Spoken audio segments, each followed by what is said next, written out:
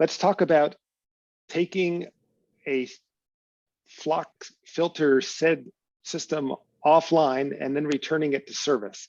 So this is what plant operators do, maybe every month or so when they want to check on what's happening in the bottom of the tank, make sure there's no accumulation happening anywhere, and maybe a chance to, this might happen every 6 months, and a chance to like clean the plate settlers, because some stuff does end up sticking to the plate settlers over time, and so you need to clean them occasionally. Okay, so you need to take one unit offline, and so this is what you do. So the first thing you do is you put, see that red pipe? I added that red pipe in as a little pipe stub in the inlet, and that prevents water from going from this inlet channel into the inlet pipe into that tank. So I just blocked the inflow of water. And then I had to do one more thing. I have to block where water leaves, because if I don't, water will go from this tank over here where it's coming out here, and it will return into this tank when I try to drain this tank. So I have to block the outlet as well. So I blocked inlet, I blocked outlet, and I can remove the outlet manifold. I can, oh, I think I completely forgot something. In this one, and you open up the valve to drain the tank. Now you can drain the tank because you have the inlet and the outlet blocked. Then as a next step, you remove the outlet manifold, you can remove the plate settlers, and you can do whatever you want to do. And then let's put it back together again. Any questions? Okay, so we're going to put it back together. So I put the plate settlers in, I put the outlet manifold back in. And now the question is, how should we fill this tank? So what should we do next? So you could take a minute to ponder this. This is where I wish I had you in little breakout rooms, but we'll just stay here. I haven't actually looked through this. Thank you, Patrick. So you've got two choices for how you might fill this tank back up. You got a problem. The plant is running. The rest of the tanks are in operation. The plant is running, and you'd like to fill this tank and get it back in service. And the easy thing to do would be to open up this red pipe here, remove that, and start dumping water into the bottom of the SED tank, right? It's a logical thing to do. Can anyone tell me what will go wrong if you do that?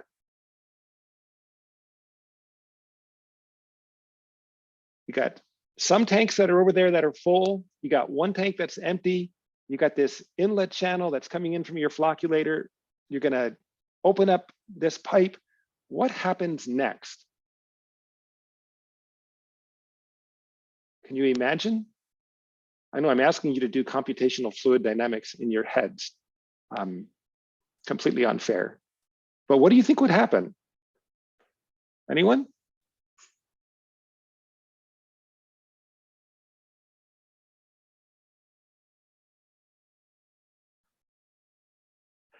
How about this?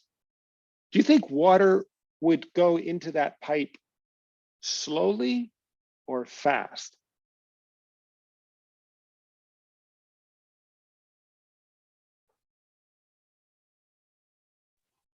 Fast, okay. And supposing you had some flocks in that water, what do you think would happen to them?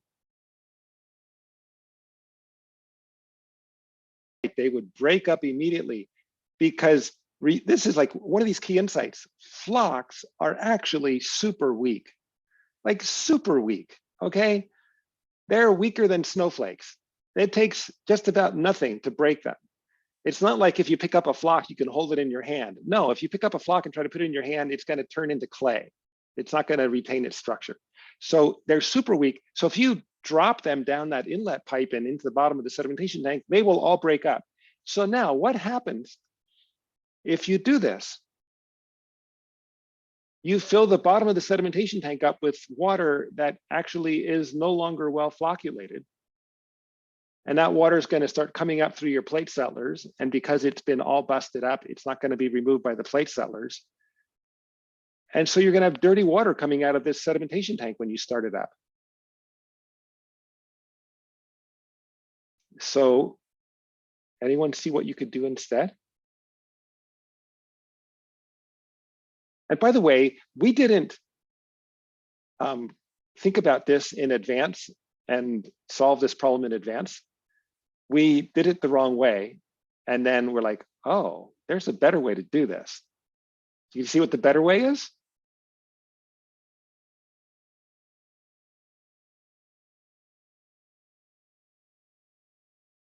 Why don't we fill it up with clean water instead of dirty water? There's clean water sitting right here in this channel. This is the clean water channel that comes from all the other tanks. So we can rob some of that water and dump it back into our sedimentation tank. And so the way we do that is we open up that port, and now our effluent launder, our pipe, effluent manifold on the top of the sedimentation tank acts like a little shower, and the water actually sprays out of it and it fills up the tank.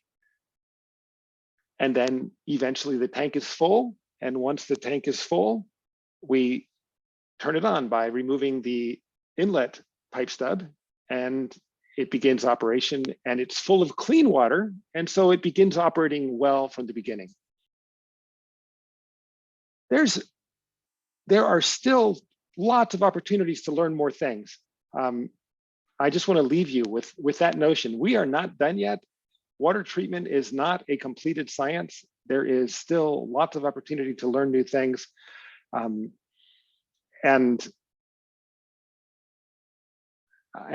yeah, I could, for like 2 minutes.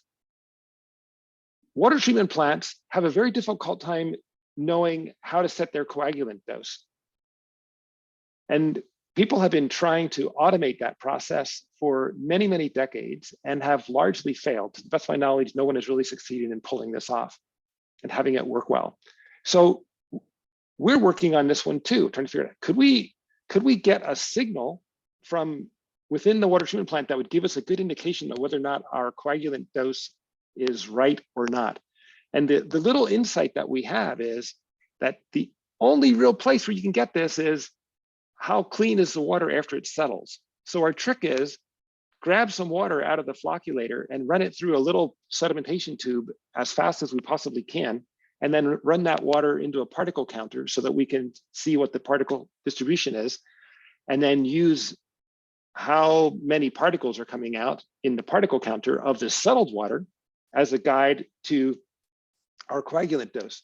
And we're gonna try this at the Cornell Water Treatment Plant, where they have a sedimentation tank that has a 4-hour residence time.